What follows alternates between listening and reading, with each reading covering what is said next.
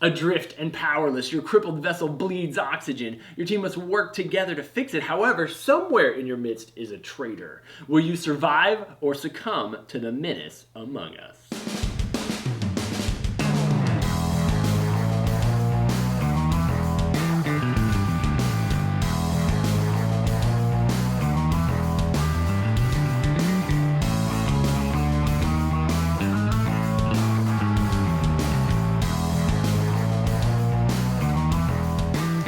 Hey gang, and thanks for joining us today at Tantrum House Studio 3. I'm Will Meadows. And I'm Apprentice Dan, and today we're going to take a look at The Menace Among Us by Smirk and Dagger Games. It's a 4 to 8 player hidden identity game that includes asymmetrical character powers and your own individual decks. Smirk and Dagger sent us a copy to check out, so let's take a look at how it's played. To set up the game, select agenda cards based on the number of characters you'll be playing with. Each agenda will say whether you are a part of the crew, a menace, or a coward, along with what your goals are and what your deck will contain. Next, have each player select a character. This will give a player special actions and also give them more cards to add to their deck. On your turn, you can choose to play an above action item listed on your character, or you can draw a card from your deck. You can also play a below deck action by playing a card face down on the table. Once each player has played an action, pick up all face-down cards, shuffle them, and then reveal them one at a time, taking the action listed. If the face-down cards are ever less than half of the amount of players, your helpful AI pitches in cards too, which could be good or bad, making it harder to tell who played which cards. Some cards, like Basic Repair, boost your energy by 1, but cause you to lose an oxygen, while other cards force discards or hand out wounds. 2 wounds causes your player to die, which could be good or bad depending on what your agenda is. After all cards are resolved, if you think you know who the menace is, grab the voting pistol and accuse them. All players then vote or abstain from voting.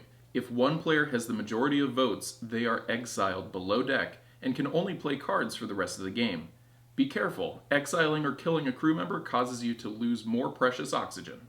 If the oxygen ever reaches 0, the game ends immediately and the menace wins. If the round ends with 100% energy, though, the crew wins. So we're looking at another secret identity traitor type of game, and we've seen a lot of these types of games, Secret Hitler and the Resistance, and a lot of those types of games where typically you're just kind of trying to achieve one thing in the game. Like, I'm just going to play this to try to pass the mission, or I'm just going to play this to try to fail it. I really like that Smirk and Dagger blew that concept up. They've got a huge box. There's a lot of stuff going on inside the game. The mechanic is still very similar. Like, the mission is still, I have this goal and I'm trying to achieve it, and you have that goal and it's the opposite of mine and you're trying to achieve yours. But I feel like they finally created that type of game that actually has a lot more going on than just one card, going either way. Yeah, I really liked that aspect of it, and I like the fact that it's not about lobbying to be on a mission or trying to say, defend yourself constantly. Everybody has to do something every single round. So I think that creates a little more intrigue, and not knowing why, that person drew a card. Why did they choose to draw a card? It's not all about what they may have played. So there's a lot going on within that hidden identity world. Right, and being able to draw the card as your turn is a great way to make it look like you're not, I'm not trying to hurt the mission, I just need better cards, right? Even though you probably are just trying to kill time and or hide your identity. This is the type of game where if you play a card wrong, it does kind of give a hint as to, that you might be on the other side. And so there is plenty of that social deduction where you are accusing people and defending. But I totally agree with you that the actual mechanisms for playing the cards doesn't give away who you are, which is great. Yeah, and you kind of have an idea based on your agenda what might be in the deck, but you don't know because they have a lot of different agendas. You might not always play with them from game to game. And then those cards that get added on because of the characters, you could be a bad guy with a lot of bad cards, but your character adds some good ones in. So now I'm helpful one turn, and you think, oh, well, Dan must be okay. But the next turn, I slam you with something else. And I like the fact that with 5 or 6 players, that's what I've played with, 5 or 6, there was a difference between 5 and 6. Because there's that AI mechanic that adds cards in. And I noticed that sometimes with 5, we introduced her a lot more often. She added cards into the game a lot more. Whereas with 6, It's just, the numbers are such that you're not having to pull that in because you're generally reaching half. Right, because she does round a rounded number. So right. If you don't have an even number, then she rounds up, and then that's how the cards get added. If you do, which with the 6 would be the even number, then only half the people have to play a card. There's a really nice tension in the game as you are, even as a good guy, you're playing that card to get more energy, but it costs you oxygen, and so sometimes the good guys look like bad guys. You're really trying to push along. I really like that they did a good amount of math in it, as you were mentioning. The character card boards really do help to balance out whatever cards you get from the deck, and so you've got to add the right amount of cards so that everybody's got that same base playing position to start from. The game that we played a couple weeks ago with Larry, he was obviously the traitor.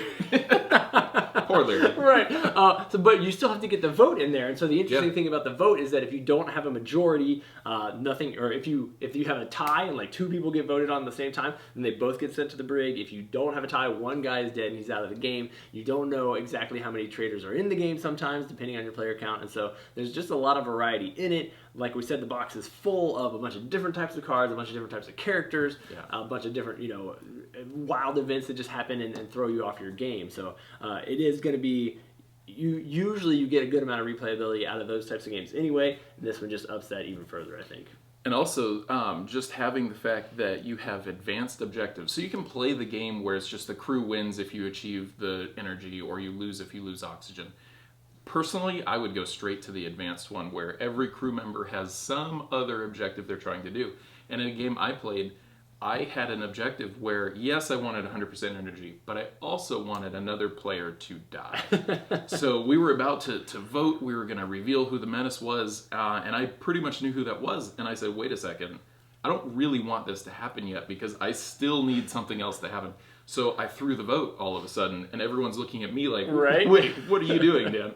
But that, that added tension really brought it in. So I would suggest jumping straight into those advanced objectives. Yeah, definitely. Some of the other interesting ones are that coward card, because if you are the coward, then you're on the good guys team for the first half of the game, but if a menace is ever revealed, then you swap, and so now everybody kind of trusted you earlier, and now what's going on? Was he a bad guy the whole time? I don't know.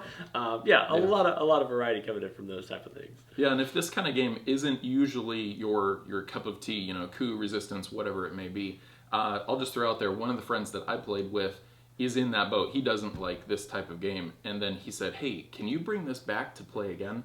So I would say that it has that in it for sure. That is what it is.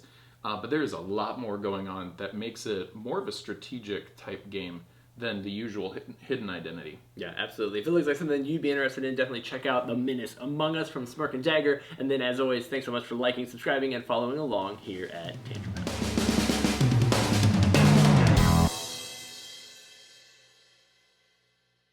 We're going to take a look at the Menace. My turn. It's going to be a good one. It is. As you can. However, bad guys. Very similar type of game that we've seen in a lot of... that's what I want to say, but the words are not coming out the right sentences. Yeah. Got it.